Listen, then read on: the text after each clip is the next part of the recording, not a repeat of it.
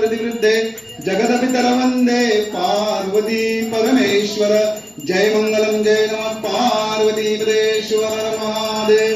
जगज्योती बसवेश्वर महाराज की जगत विषय लिंगायत बोर्डिंगच्या वतीनं सालाबादप्रमाणे जगज्योती महात्मा बसवेश्वर महाराज जयंती उत्सव मोठ्या प्रमाणात साजरा करण्यात आला।